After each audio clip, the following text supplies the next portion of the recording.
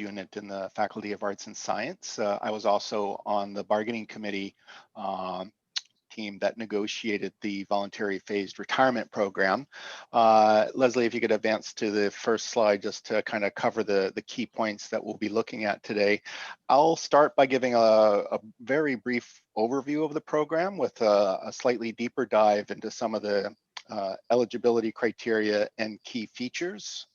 And then Leslie will walk through some of the requirements and kind of procedural issues, and we'll be leaving lots of time for questions and answers. Feel free, if there's a point of clarification or a burning question, to type it into chat or just take yourself off mute and jump in. We can be somewhat informal today, I think. And Rob, let's just note that we're going to record the presentation part, but right. not the Q&A, right? So that if people want to ask questions that might reveal more private information, just save it till the end and we'll turn the recording off. The recording is just for a few folks who couldn't make it today. Great. Thanks, Leslie. Next slide. Yeah, please. So to begin with, the phased retirement program was the result of the consent negotiation process. So the phased retirement program came up as part of the transition from the Queen's pension plan to the new university pension plan. And in particular, we lost some features of having a hybrid plan of our own, some features that I know a lot of members, myself included, really appreciated that weren't going to be part of the university pension plan. And in exchange for some of those trade-offs, we felt that it was important to establish a fair, transparent, and lasting program for phased retirement, something that really hadn't been an option except for one-offs in the past. So as we began to negotiate this as part of the consent process, we looked to see, well, what programs could we model it after? And we arrived at the conclusion that the University of Toronto program was the best model to base our program on. And so if you look at the University of Toronto program, you'll see a lot of overlap. We were not shy about simply cutting and pasting some of their features. The phased retirement program kind of offers incentives for faculty and librarians to have a respectful transition into retirement, but it does provide value to both individual employees of the university as well as to the administration. Of course, with the phase out of mandatory retirement 15, 20 years ago, the ability to do workforce planning, of having conversations about retirement, wasn't possible. So as part of the phased retirement program, individual employees make a commitment of a firm date for retirement, and this enhances the workforce planning by the administration. In exchange for that commitment, there are two really, I think, attractive incentives to this, which if you could go back one slide. Full pension credits during your reduced workload, and I'll talk about why that's a really valuable and important feature, and a retirement supplement that I'll walk through as well. Okay, next one. Now, one caveat, or several caveats actually, is that the phased retirement program is not going to be for everyone. There are some features that I think make it a very personal choice, and a choice that may not fit with everyone's situation. First and foremost, it's important to reiterate this notion of irrevocability, in that once you enter the program, your retirement date is firm and set. So you're making that commitment kind of 4 years out, and we know that life happens as we're making other plans. And so the kind of firm commitment that entering this program requires really is something to consider very carefully before submitting your application and before having it approved by the dean and the provost. The second caveat is that it's not very flexible. There are some degrees of freedom within the workload distribution, but by and large, there's a kind of set template that doesn't offer a lot of flexibility either in terms of timeline or in terms of some other features that you may prefer outside of the phased retirement program. Finally, this is a very personal choice in terms of the financial implications and the financial impacts your transition to retirement would entail. And those, again, kind of go beyond the scope of what we'll cover today, but are is one of the important caveats of whether or not you choose to take advantage of this program. Okay, next slide. First, in terms of eligibility criteria, I would assume that everyone on the Zoom call today fits into one of these categories. The key threshold is 10 years of continuous service, both for tenured faculty, librarians, and archivists, as well as continuing adjuncts. There's also a full-time equivalency threshold for tenured faculty, librarians, and archivists. It's 75% of FTE, a full-time equivalent appointment, over those 10 years of continuous service. For continuing adjuncts, the level of FTE is 0.5 or 50% full-time equivalency. The last component of eligibility is the age, both at the youngest age and oldest age for entry into the program. Essentially, you need to retire between 65 and 71. So you need to start the program 3 years prior to that, and you apply 1 year prior to starting the program. So essentially, you begin the application procedure at some point between age 61 and age 67. Now, I'll go through a few examples because since this program falls back along the academic calendar, some of you, especially those of you with birthdays in July and August, will be frustrated as to some of the constraints that creates in terms of the timing. But we'll look at those in just a minute. The basic eligibility is starting the program in order to retire between 65 and 71. So these are a few of the examples. To begin, if your birthday falls between January and June, you apply the year you turn 61, because that's the earliest that you can apply, because you'll be age 65 as of July 1, the year that you retire.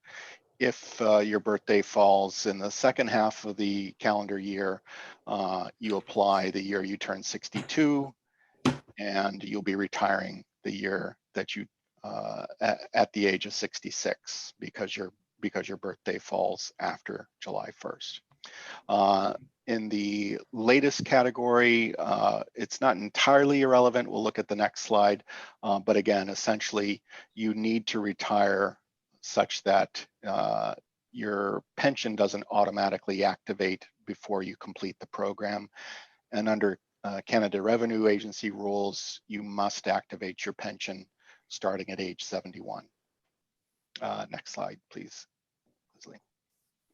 So again, if we look at the latest age in which you can begin the program, you need to retire before your pension is mandatorily activated. So if you are between July and December, that means you have to apply at age 66.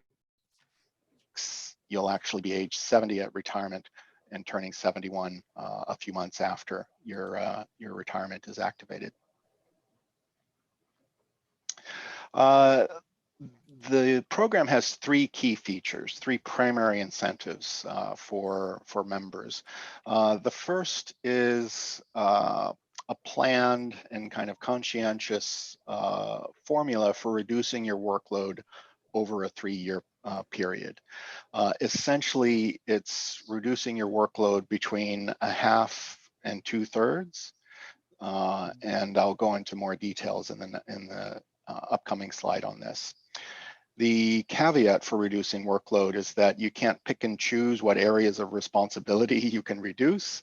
It applies across all areas if you're a full responsibility appointment, meaning you reduce your service, teaching, and research evenly in each year of the program. You can't pick and choose.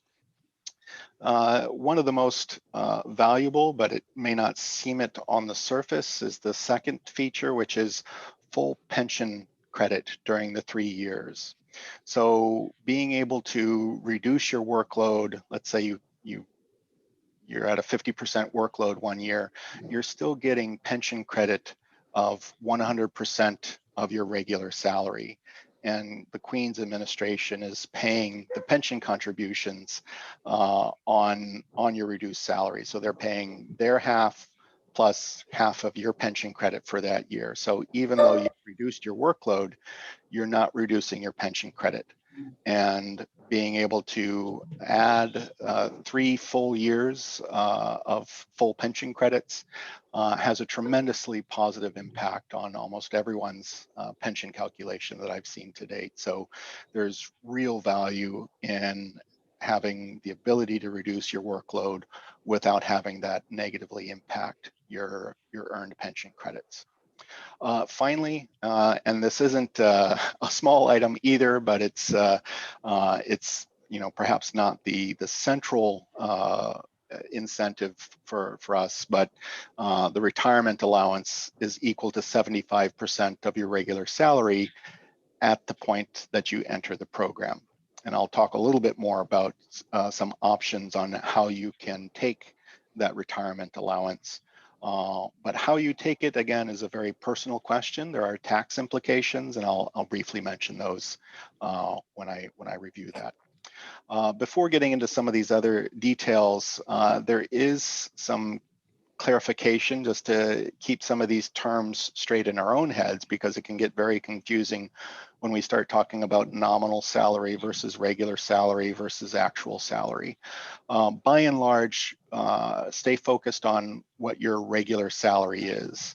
And your regular salary is essentially your nominal salary times your full-time equivalency appointment. So if you're a 1.0 appointment, your regular and nominal will be the same. But if for some reason you have a reduced workload entering the program, much of what we discuss are based upon that regular salary level on entry of the program. Actual salary may include earnings that are not part of pensionable earnings, such as overload payments or administrative stipends. So actual salary doesn't typically come into play in looking at some of the features of the phased retirement program. Next slide, thanks. The supplemental payment, what I often refer to as the retirement allowance, is 75% of your regular salary the year you begin your program. So if you're at 100% in year 1, you'll get 75% as part of the retirement allowance. If you're, again, on reduced workload entering the program, your regular salary will reflect, and your retirement allowance will reflect that reduction. The pension contributions are made at the level of your regular salary when you start the program. Again, if you're 1.0 FTE, they'll be the same as your nominal salary on your salary letter.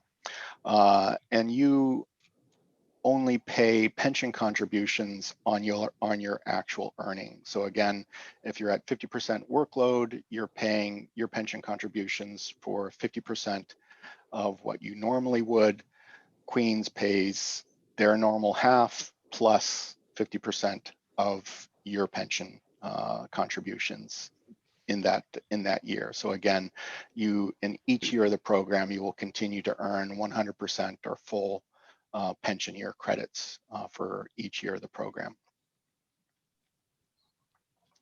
Go ahead and advance, Leslie. I don't know that we have this in our slide deck, so go back for a moment, and I'll talk for a moment on the retirement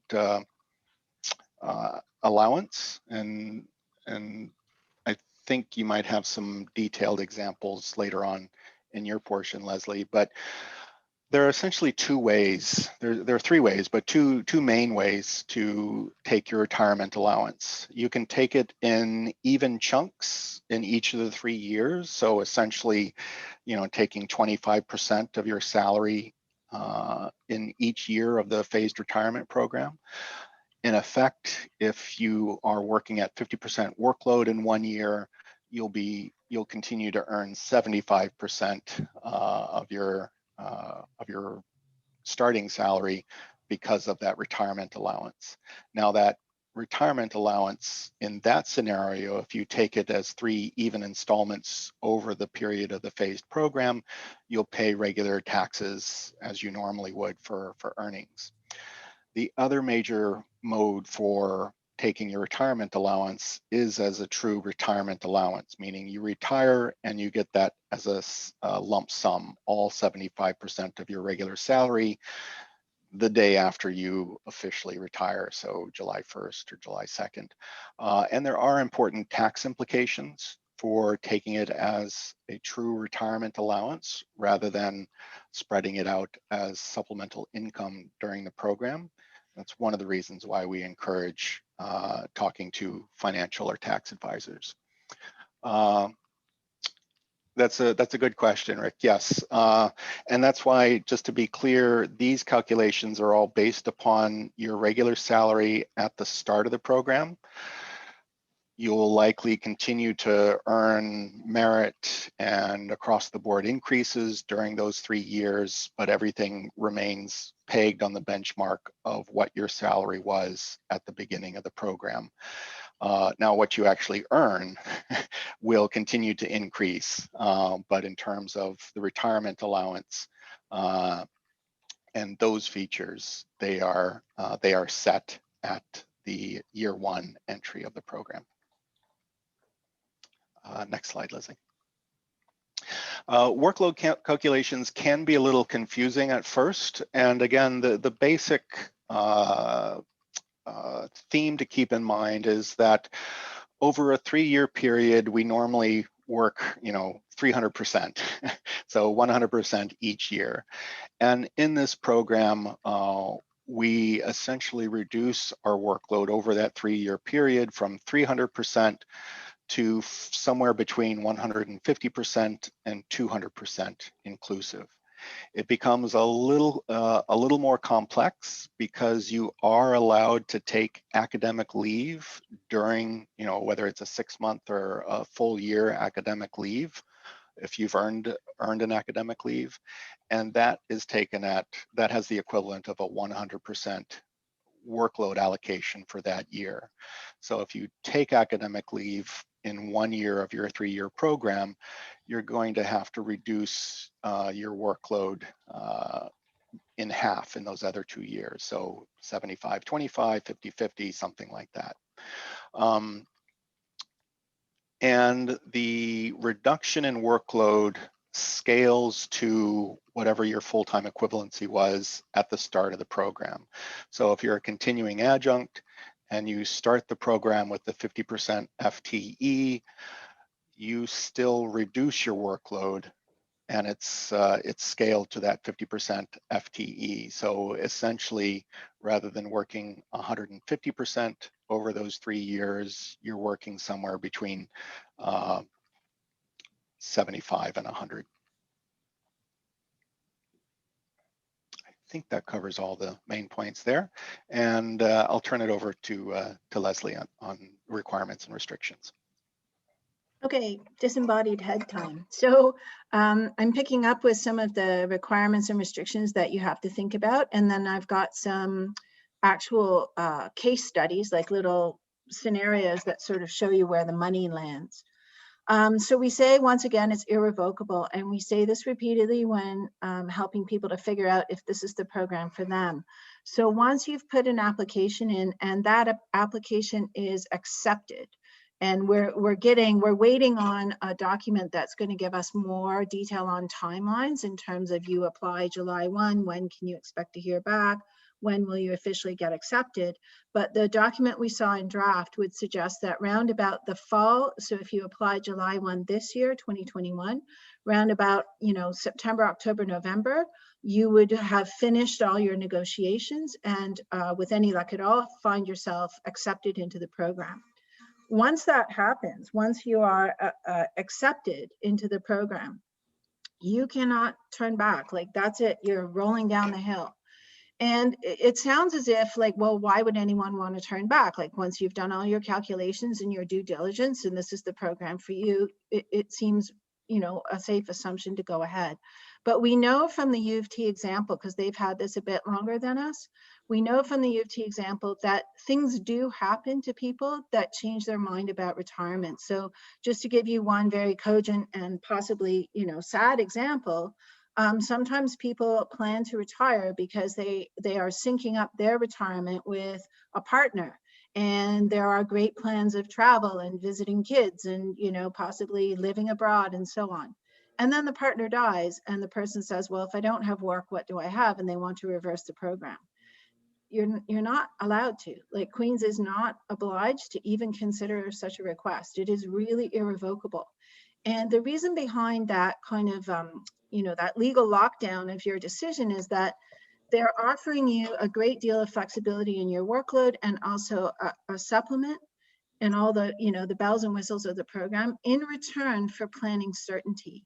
So once everyone's gone to the trouble of agreeing that your program, your plan for retirement works, planning certainty becomes the thing they've gained, and they don't want to give it up. They don't want to part way through, start renegotiating. No, you're going to carry on. So I just want to say that out loud, that, as well as some of the due diligence you probably want to do around your finances and what pension you expect to retire on and, other aspects, you also probably want to do some due diligence like soul searching. If something changes in my life, am I still prepared to go ahead with this retirement? What would be the consequences? Are there contingencies I want to put in place in case what I think I'm going to do in retirement doesn't happen?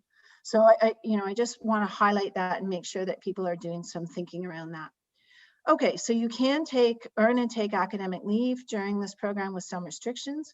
The restrictions are you continue to earn full academic leave credits as long as your workload in a given year is 50% or greater. So that's something to keep in mind, that if you are close to but not quite qualified for a leave, if you make the first year or first and second year of your program 50% or higher, you will continue to get credits toward the leave. And so you may be able then to enjoy a leave in the final year. You have to be able to continue to perform all aspects of your job. So this means, in theory, there has to be enough workload on your plate that you can do some teaching, and the requirements for full responsibility people are at least a half course. For continuing adjuncts, it's a full course. Some teaching, some research, and some service. They're pretty much going to, from what we understand of the first crew that have gone through, so this started last year, what we've heard from people is that when they submitted their programs, sometimes the tweaking, sometimes the negotiation was around making sure that they kept enough workload in each year to be able to complete, to be effective as a service provider, like to be able to sit on a committee, as well as teach the course and do some research. Now, in terms of lots of people have, stored up teaching release credits.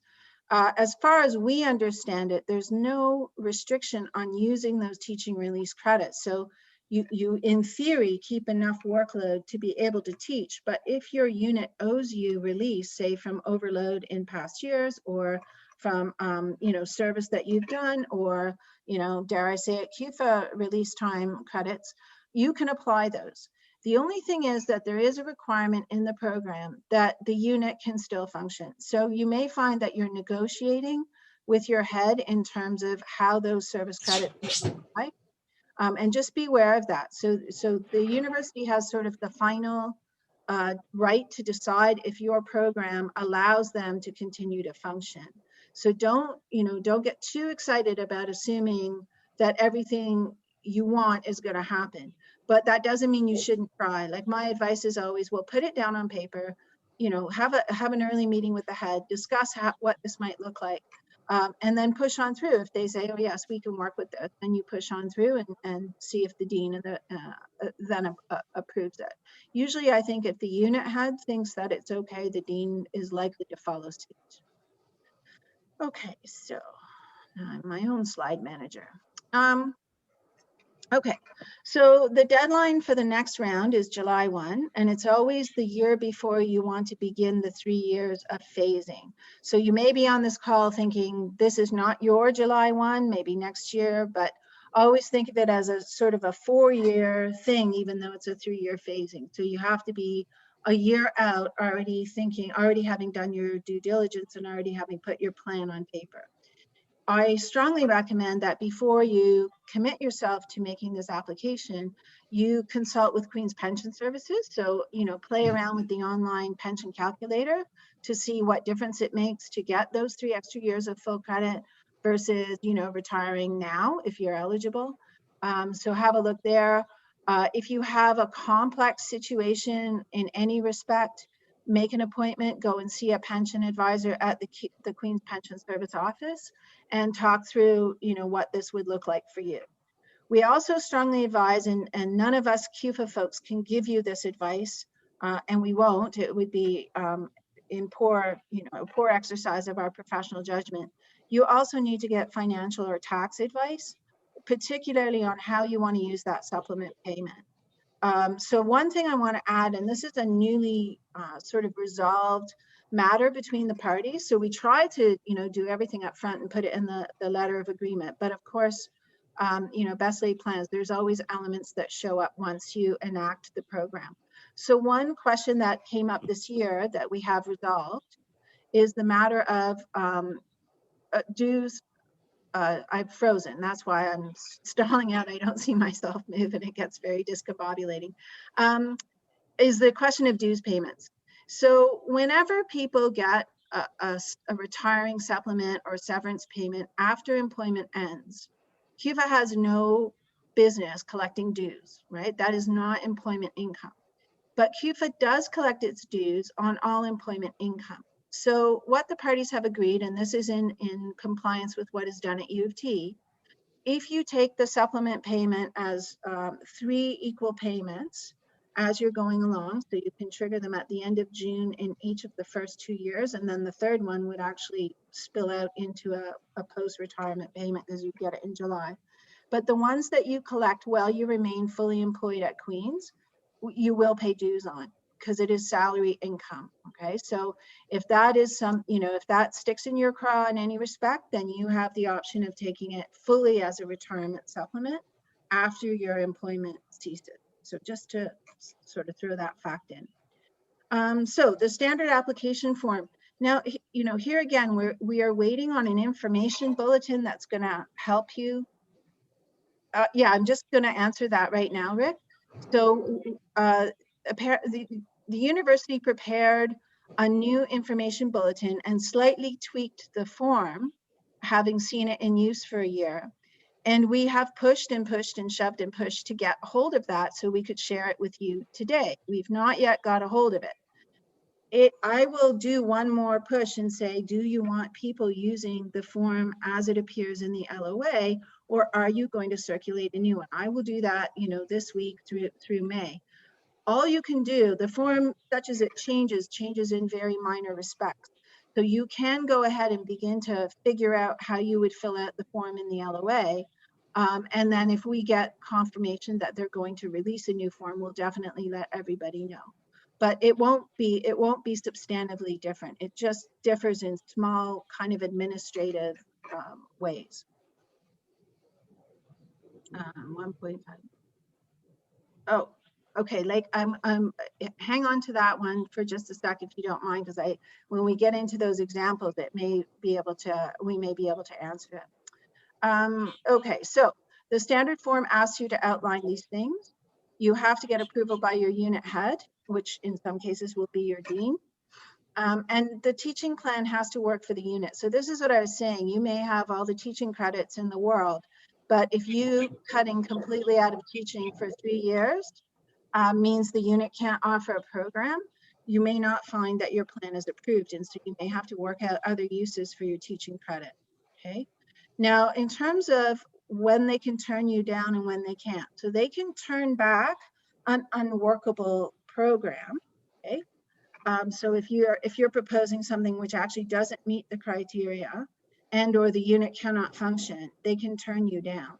The only other reason they can turn you down, and this was we gave them this out in case there was a situation where a lot of people in a unit all applied for the VPRP at the same time, and that created a planning nightmare, then anyone who was not yet 65 could be asked to wait a year, but you can't be asked to wait more than a year.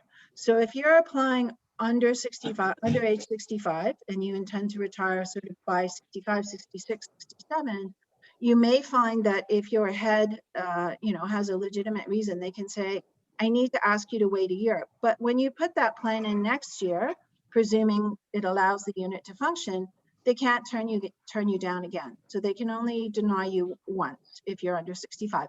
If you're over 65 and you put in a workable plan, you can't be denied. And the reason is that over 65 is you are legitimately able to retire with full pension right now. So nobody can actually stop you or delay you or tell you, how it's going to work. You can kind of go ahead as long as you meet the criteria of a program that's workable for the unit. Okay, so let's go through these, and then I'm gonna, if I forget, let's come back to your question. Nominal, okay, so here's the nominal, regular, actual, and we're looking here at the top. It always tells you what kind of person we're considering. So in this case, it's a tenured faculty, full responsibility, full-time, so 1 FTE, which means you see across the board that the nominal and regular track, right? Because they're a full-time person. You also see we've put in small increases to pay to account for ATBs or merit increases. So to go back to, I think it was Rick's earlier question, yes, your salary is increased, your nominal salary, and thus your actual salary is increased by those kinds of measures as you go through the program. So I want you to do a kind of across the chart here.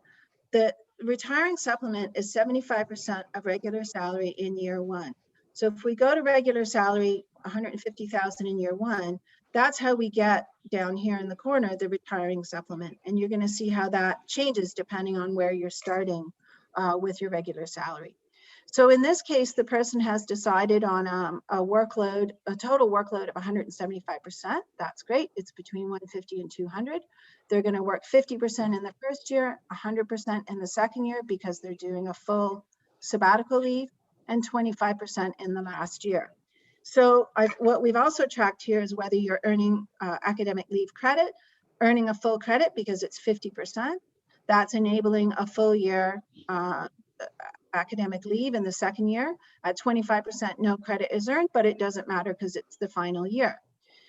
So then actual salary tracks back to nominal, 50% of regular. Now something has changed. There we go. So it's 50% of regular is 75. Then your leave is paid at 85% for most of you. So there's your 85% calculation, and 25% is this amount of your regular salary.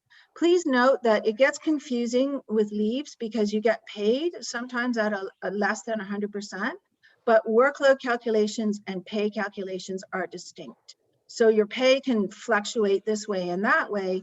What's important for the workload is, how the leave counts towards work, and all leaves count as 100%. So a 12-month leave is full-time work. A 6-month leave is 50% work.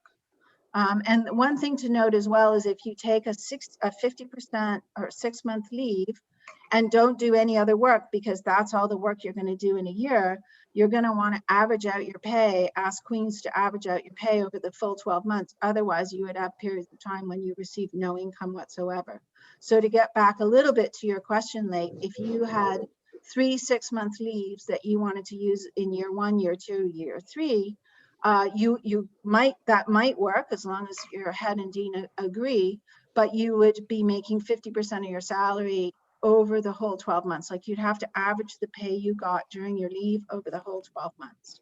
So you'd want to consider and make sure that that was a possibility for you. Could I just follow up on that? wouldn't Yeah.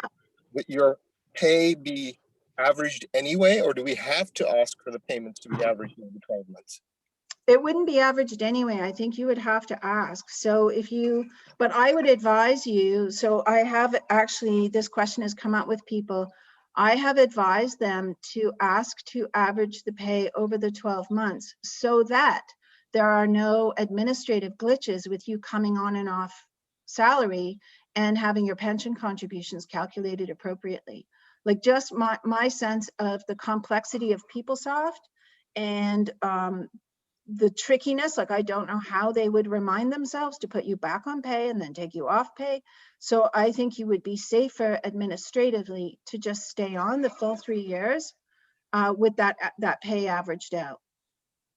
So there's nowhere on the form to ask for the pay to be averaged out. And I'm just wondering why it isn't the default, or can we ask for it to be the default? They will come to you and ask you, like when you're actually finalizing all of this, there's a lot of toing and froing between various offices at Queen's to make sure that they're doing what you want them to do. So you would be able to say, I want, and like Ian Behrman in Faculty Relations, who kind of manages all this, expects to have that question, have that conversation with you. So you could indicate it on the form if you wanted to, but I believe they will ask you in any case. Thanks. Okay, so this is a second scenario. This is looking at somebody who's a full responsibility person, but they've got a reduced FTE at 75%. And as long as they've had that for at least 10 years, and in each of those 10 years, they would be eligible to come into the program. So now we see more interesting things happening with nominal and regular and actual salary because they don't track, right? At 75% FTE, this person's regular salary is only ever 75% of nominal. So that's a different number. Then they set their workload and that changes the number again, right? It's 50% of the nominal, 50% of the nominal, 50%, and in this case, fully absorbed by an academic leave. So again, we track the academic leave credits. And here, if we do that corner to corner, your retiring supplement, remember, is only ever 75% of the regular salary. So it's a smaller number if you're at a lower FTE than 100%, right? And we see here it's 84,375, okay, as opposed to the 112,000 that it was for somebody who had a full-time workload. Okay, so the last example is a continuing adjunct member who starts with a 0.5 FTE. And as long as they've had at least 0.5 in each year of each of 10 years, for 10 years, then they're eligible to apply. And again, we see the non-tracking of nominal and regular because they're at a 0.5, right? And again, you do the corner calculation, the retiring is 75% of regular. In this case, the regular is 75,000, so it's a smaller number again, okay? And academic leave is not relevant. Now, continuing adjuncts have to maintain enough workload to teach at least one FTE, or sorry, FTE, full course, at least one FCE or full course equivalent. So how much that is depends on what the normal workload is in your unit. A unit with a 1.5, a normal course workload for full responsibility people is going to require you to keep a slightly higher number of percentage of workload in order to teach your full credit course than in a unit that has a 2-course regular workload. So it gets a little complicated, a little sort of mathematical, but it's not impossible. And the thing to note here, like the reason we put actual salary is you have to remember the pension credits remain on this line, your regular salary. That's where you're going to get your pension credits. But your actual salary is going to change with the amount you actually work. So it's something to bear in mind in terms of preparing to enter the program. Can you sustain those lower levels of income? Even though your pension's not affected by it, you still have to, you know, pay your rent, pay your mortgage, pay for your car, you know, pay for your kids' tuition, whatever you're worried about. So be sure that you sort of map this out for yourself when you're designing a program. Okay, so then we're going to close off the share screen soon and go to Q&A. But just before we do that, both Paul Young, who's our chair of our pension committee, and Rob Hickey, who you've met, are available to help you work out phased retirement plans. I can also help. I'm not the, like, I can't do everybody. That's why we have Paul and Rob volunteering, but I'm certainly, I'm certainly happy to take questions, and I've helped lots of people through the process. I'm really interested though to hear from you if you have process problems. So of course I can help do the math with you and talk you through some of the ways you might want to reduce your work. But I think where I'm your best resource is if you have process issues, okay? And then we've got the link for where you can find more information.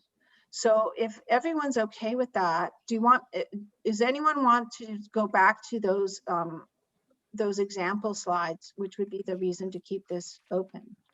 Just shout out if you want to go back to an example and parse it out. No? Okay, so I'm going to stop sharing, and I'm going to see if I can stop recording as well. Elizabeth, can you stop recording?